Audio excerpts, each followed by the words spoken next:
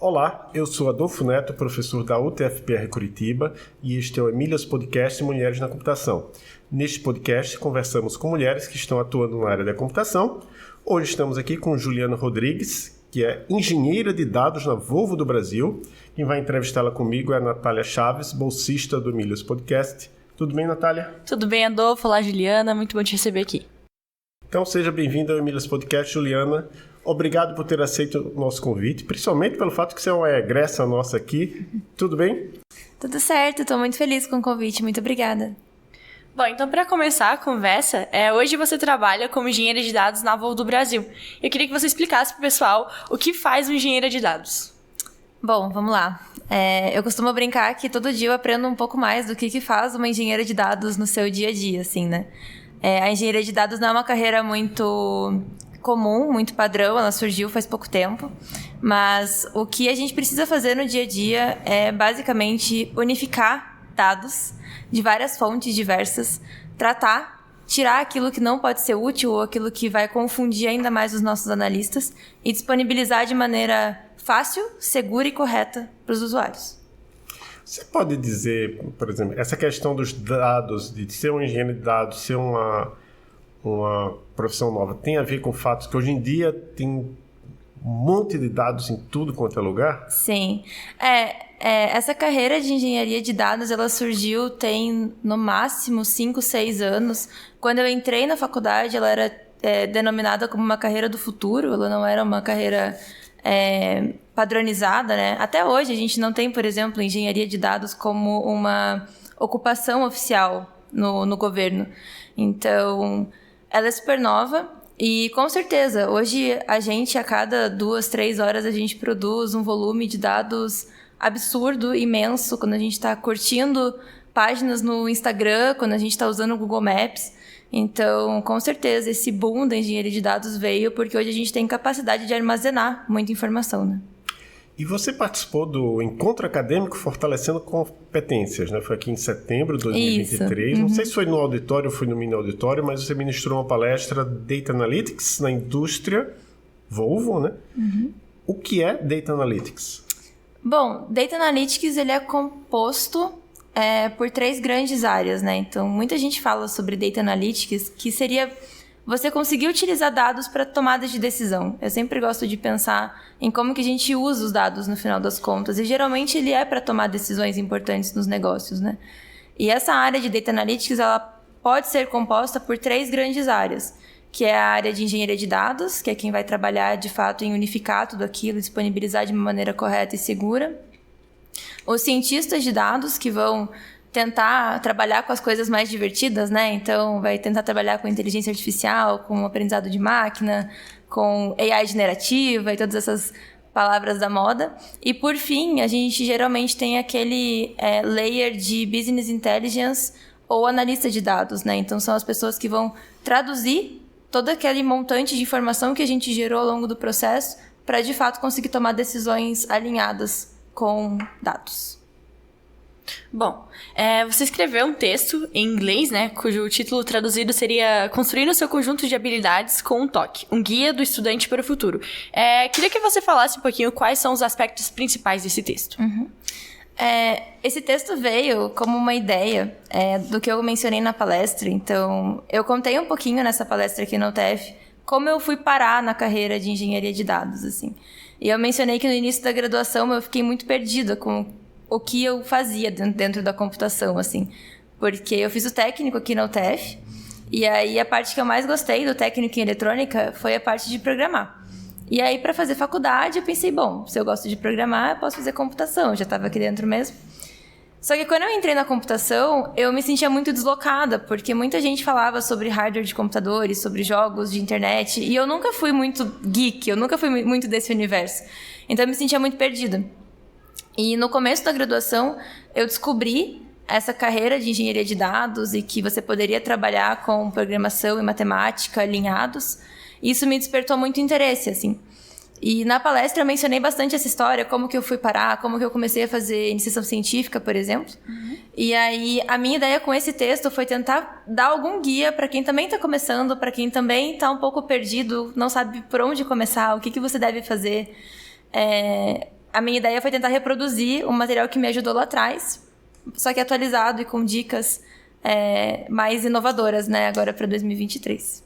Eu vi que você deixou lá 3 livros, né? Indicação de 3 livros e algumas orientações. A gente vai deixar o link para o seu post lá na descrição do episódio, na descrição do vídeo também no YouTube.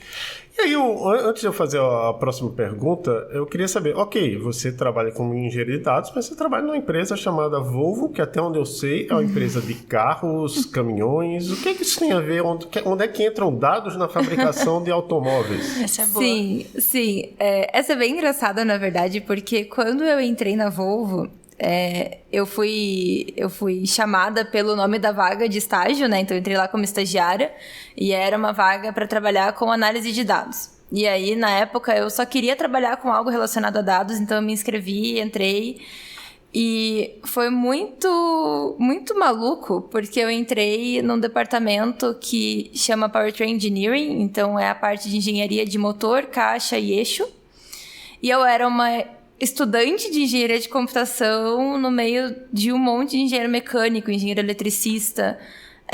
Eu fui a primeira pessoa, a primeira mulher, né, de computação a entrar nesse departamento. Então, eu me fiz a mesma pergunta no começo. Eu falei, o que eu tô fazendo aqui? E quando a gente pensa em dados, geralmente vem muito web na nossa cabeça, né? Então, vem muito aplicativo e tudo mais. Só que o tempo todo a gente está produzindo dados. E da mesma forma que nós estamos produzindo dados, os veículos também produzem dados. Então, os veículos automotivos, e daí falando especificamente de veículos pesados da Volvo, eles possuem um mecanismo de envio de informações de sensores, de distância percorrida, de consumo de combustível. E eles mandam tudo isso para uma série de servidores que a gente tem. E todo esse dado precisa ser tratado. Você precisa coletar para que isso possa virar input para projetos, para melhoria de produtos, para a solução de problemas, para o desenvolvimento de novos serviços. Então, quando eu entrei na Volvo, dentro do meu departamento, o objetivo era ajudar o time que já estava começando a trabalhar com isso, a melhorar os processos, a criar pipelines, a fazer coisas um pouco mais automatizadas com o auxílio da computação. Então, não sei se você pode dizer isso, mas os dados com os quais você trabalha, em geral, são gerados pelos veículos? Sim. Grande parte deles, sim. A gente tem alguns dados que são internos também, de processos, né, da própria empresa, testes internos, mas eu diria que 95% do que eu faço hoje é lidar com dados que vêm direto de veículos, e daí a gente fala de veículos do mundo inteiro, né? Então a gente está falando de milhões de veículos aí rodando, e que a gente precisa monitorar e verificar o que está acontecendo. É bem interessante.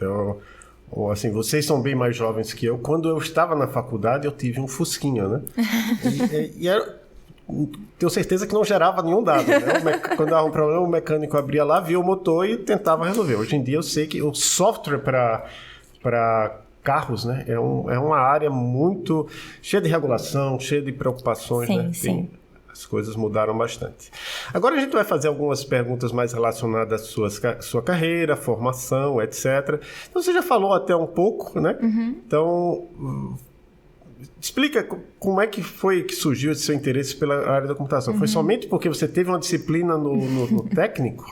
Então, eu entrei no técnico, na verdade, também. Eu era muito nova, né? Eu tinha 13 anos quando entrei no técnico aqui. Foi bastante por influência de colegas, assim, então entrei, fiz o técnico em eletrônica. Eu gostei bastante do curso, mas a parte de programar, então ali no finalzinho do técnico a gente teve bastante matéria de programação em C, programação em VHDL, programação em Assembly. E por mais que seja um pouco sofrido você programar em linguagens de tão baixo nível, assim, isso me despertou muito mais interesse do que a parte de hardware. E eu gostava bastante de matemática também. Sempre foi fácil lidar com números na minha cabeça. Então, quando foi para decidir uma graduação, eu sabia que eu queria algo da engenharia. E como eu gostava de programação, eu falei, de repente, computação pode ser uma saída. E eu acho interessante porque quando eu saí agora da computação, então eu me formei ano passado, eu saí com uma visão totalmente diferente da que eu entrei sobre computação, sabe? A gente sempre entra... Pelo menos o que eu converso muito com os calouros você entra com uma mentalidade muito grande de programação e hardware. Então, você Você tem que ser muito bom em programação e você tem que saber muito de hardware. E hoje em dia existem tantas possibilidades diferentes para você trabalhar com a computação, que eu acho que o leque é muito mais aberto, é muito mais legal a computação quando você visualiza todas as possibilidades que ela te abre.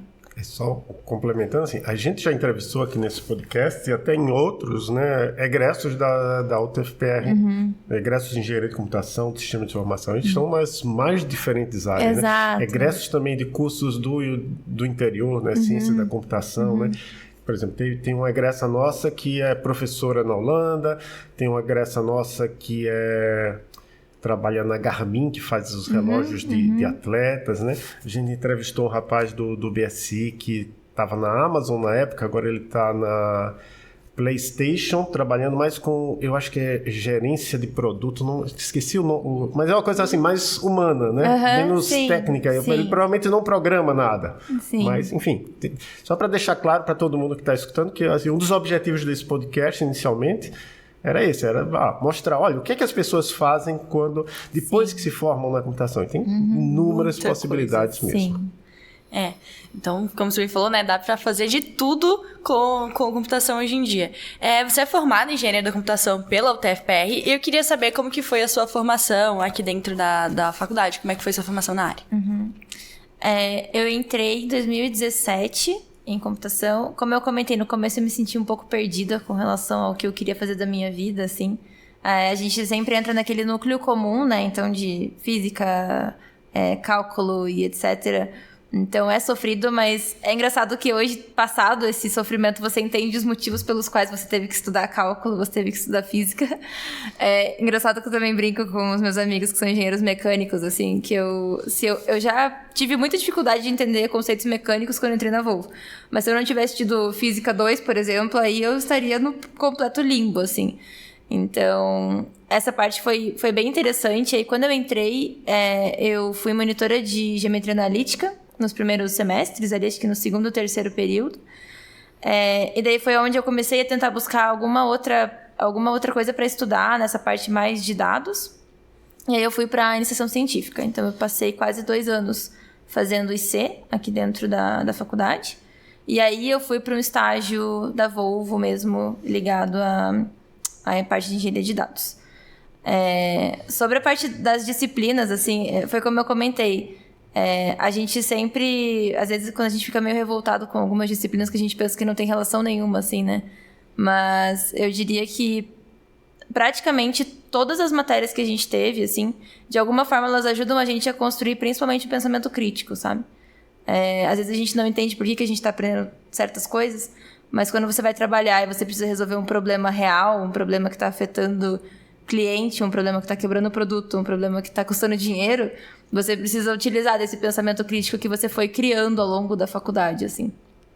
E durante esse seu tempo de formação aqui na faculdade, você enfrentou algum tipo de dificuldade por ser mulher? Bom, quando eu entrei no técnico, eu diria que foi mais chocante para mim, porque eu saí de uma escola privada, que a proporção de mulheres e homens era praticamente a mesma. Quando eu entrei no técnico, já era uma quantidade menor de mulheres cursando o curso. Então, para mim, já foi mais chocante. Mas quando eu entrei na engenharia, nós éramos 6 mulheres em 44 pessoas. Então, isso não me chocou inicialmente, porque o técnico já tinha meio que me calejado para essa situação. Sim. Mas eu lembro de situações isoladas de algum desamparo por parte de professores, assim, da faculdade. E então, no meio profissional já chegou a ocorrer também algum tipo de dificuldade ali por você ser mulher? Você percebeu, putz, se isso tivesse acontecendo com um homem, não seria dessa maneira? Eu acho que não, muito por conta das empresas que eu trabalhei, assim. Eu não consigo lembrar de nenhuma situação específica em que eu tenha me sentido menosprezada ou invalidada por ser mulher. É óbvio que às vezes é um pouco amedrontador você imaginar que você tá numa sala de reunião com 10 homens muito mais velhos que você e você é a única mulher tendo que, de alguma forma, dar sua opinião, fazer uma apresentação. Então, isso, às vezes, deixa a gente um pouco travada. Mas eu acho que é uma questão de você entender que você conseguiu quebrar barreiras até chegar ali. Tiveram mulheres que enfrentaram barreiras já bem piores que a sua. E elas conseguiram abrir essas portas, assim. Mas a gente sabe que possivelmente isso não é uma regra, né? Então, são empresas e empresas. As empresas que eu trabalhei, eu sou muito feliz em dizer que eu nunca tive uma situação realmente grave nesse sentido, em que eu pensasse que o único motivo por aquilo ter acontecido era o fato de eu ser mulher. Que bom. E uma das coisas que, justamente relacionada a esse fato de temos poucas mulheres, até você falou 6 de 44, até que foi bom. Porque os nossos números hoje estão... Engenharia de computação, às vezes, é 4, é 3. Sim. Mas, assim, por conta disso, existem grupos como o Emílias, né? Existem grupos como PyLadies, existem vários grupos na área de computação de apoio para mulheres na computação. Você conhece, chegou a participar de algum desses grupos? Não, o Emílias eu conheço desde o começo da faculdade. Eu lembro até que a professora Silvia, eu acho, no nosso primeiro período, ela foi entregar uma caderneta da Lovelace na aula, assim. E eu tenho essa caderneta até hoje, porque foi algo que me marcou. Porque éramos só em 6 no primeiro período e só as meninas ganharam, então foi algo bem especial pra gente. É uma espécie de valorização por a gente ter chego até aquele momento. Mas não, eu não participo. Eu acompanho o Emílias pelo podcast, eu acho bem legal, bem interessante. Em alguns Ada Lovelace Day, às vezes eu tento ficar um pouco mais ligada também no que vocês têm postado. Sobre a professora Silvia, né? Ela foi a primeira entrevistada do podcast. Ela também esteve aqui na comemoração, acho que de 3 anos ou 2 anos, não estou lembrado agora.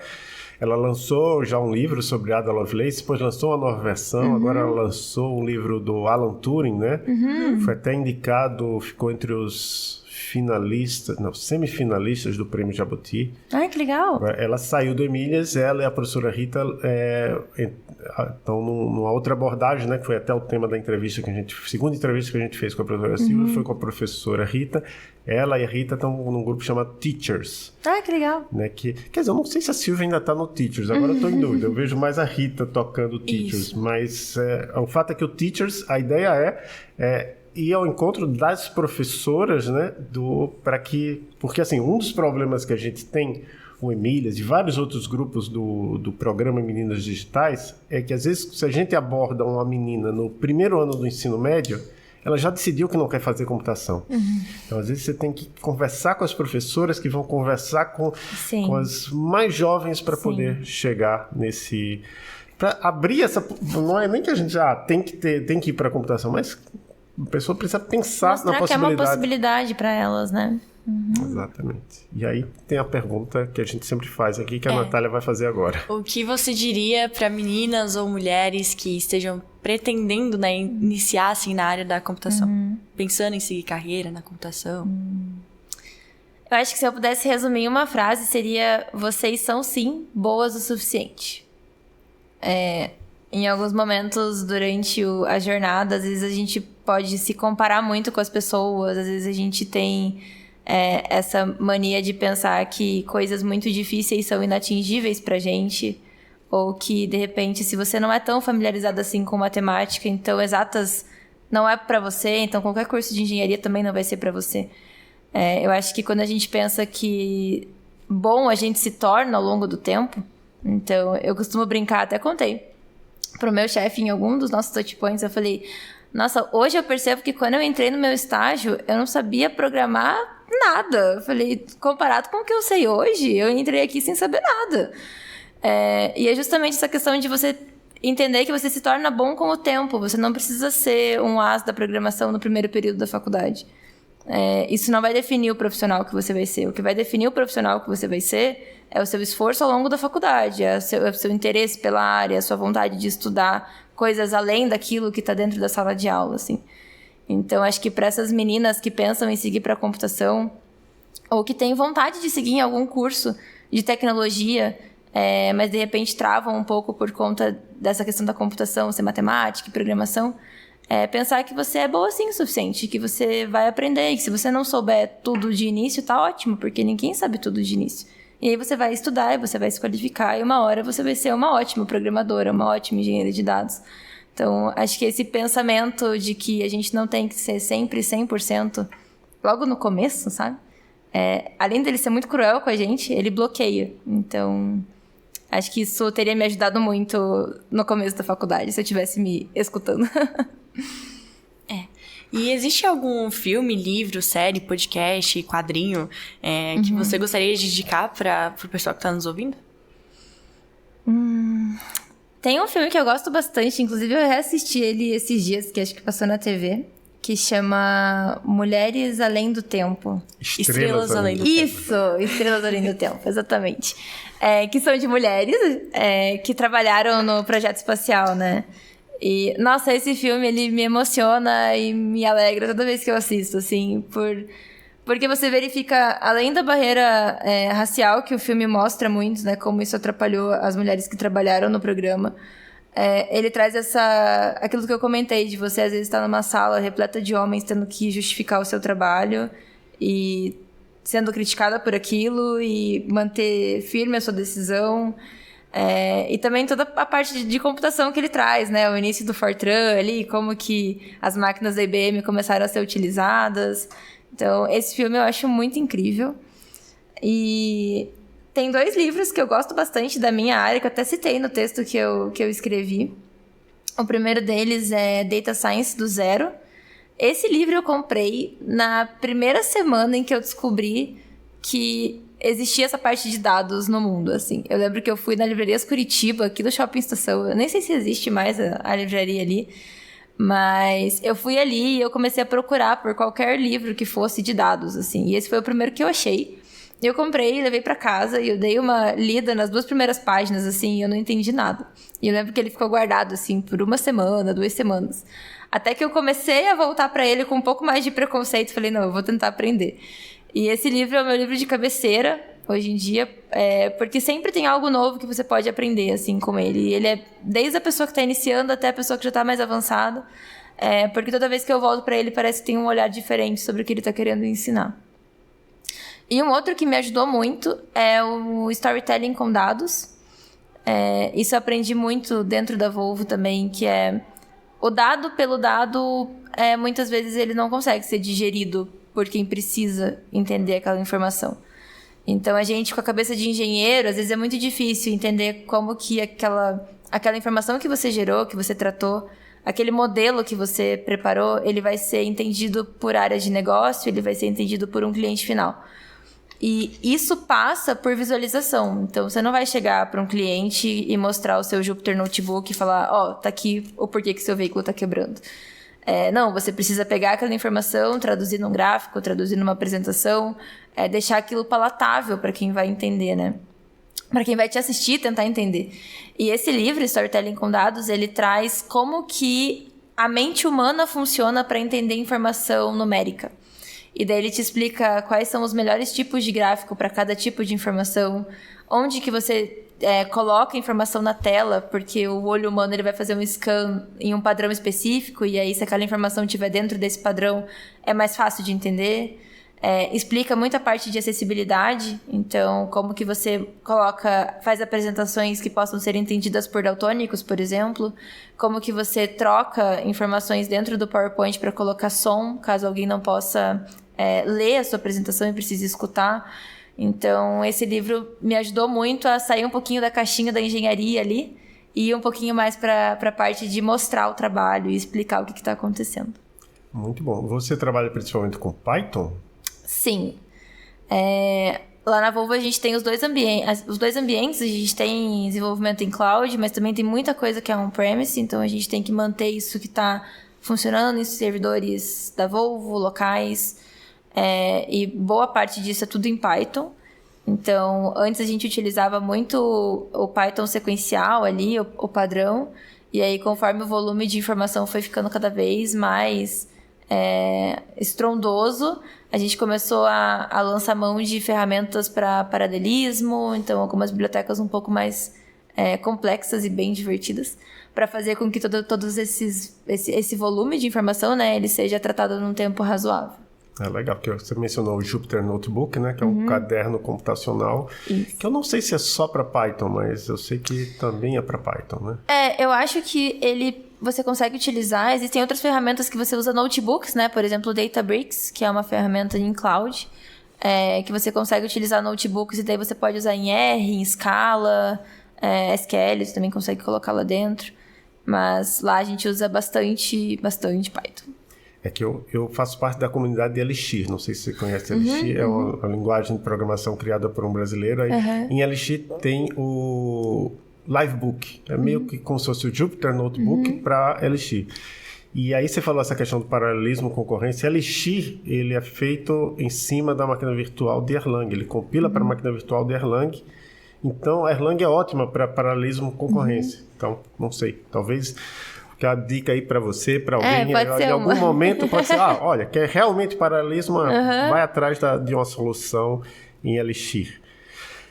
E agora a pergunta, por exemplo, eu achei essa sua apresentação, né, até uma postagem sobre o evento aqui na UTFPR no seu LinkedIn. Então, em termos de rede social profissional, é lá que a pessoa pode te encontrar? Ou você tem algum site profissional? Onde é que as pessoas podem saber mais sobre você?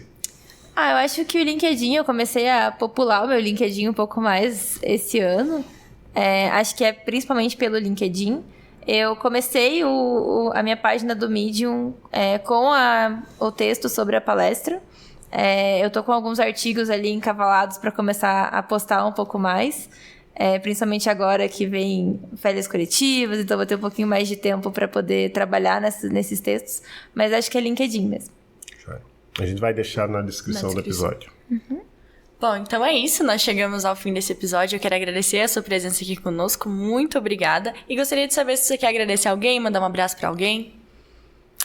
Aquela parte divertida que a gente manda abraço pra mãe, assim, né? Olha, as mães são grandes ouvintes do podcast. Então tem algum comentário de mãe, de tia no YouTube. Bom, eu vou deixar o meu aqui então. Te amo, mãe. Eu acho que eu queria agradecer vocês, foi muito divertido, nunca tinha sido convidada para participar de um podcast. Foi bem legal repensar eu costumo brincar, né, minha mini jornada de engenheiro até agora. Bom, se eu conseguir ajudar alguma menina que escutou esse podcast, que está na dúvida sobre a computação, ou que de repente está dentro da computação já, mas não sabe por onde seguir, eu acho que para mim o trabalho já foi feito, e quanto mais eu puder retribuir para ajudar essa casa que tanto me ensinou e ainda me ensina, né? Então, eu reclamei tanto da faculdade, agora eu voltei pro mestrado. Você nem falou. Fala um pouco sobre essa questão do mestrado no CPGI. Então, quando eu terminei a IC e fui para o estágio, eu ainda queria voltar para a parte de pesquisa acadêmica, assim, porque eu acho muito divertido você poder descobrir o que as pessoas estão fazendo em outros lugares, o que elas estão estudando, e geralmente é por meio de pesquisa acadêmica que você faz isso, né? Não aparece no nosso Instagram os papers publicados na sua área, assim.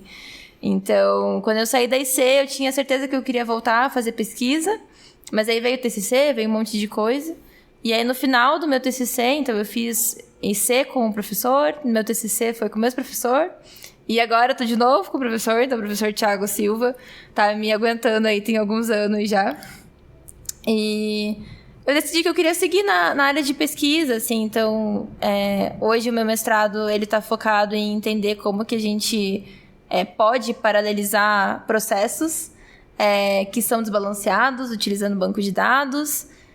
E tem sido muito legal, assim, óbvio que às vezes é cansativo, assim, como tudo que é legal, geralmente você tem que demandar tempo e você vai ficar cansado, mas é muito divertido você poder pesquisar sobre uma área que você gosta, e só as pesquisas do mestrado já me ajudam muito no meu trabalho atual, então eu já estou conseguindo aplicar muita coisa que eu estou aprendendo somente com leitura de papers, com as matérias que eu estou fazendo.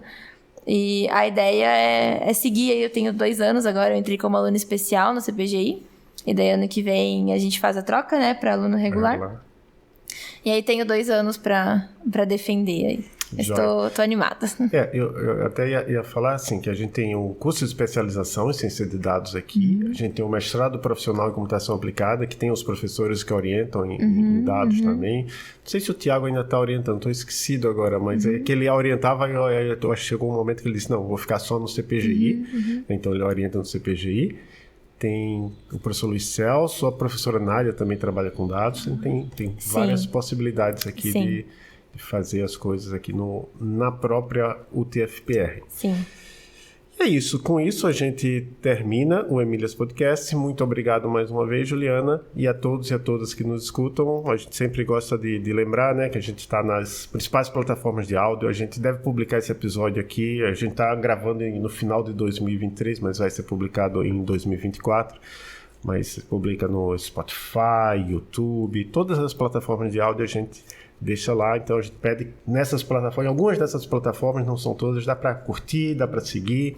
Isso ajuda a chegar a mais pessoas. Eu gosto também de pegar esses episódios com egressas ou com egresso. Eu acho que a gente só fez um com egresso, mas aí com egresso eu publiquei em outro podcast. Mas mandar para os calouros, né? Porque justamente as pessoas chegam aqui sem saber.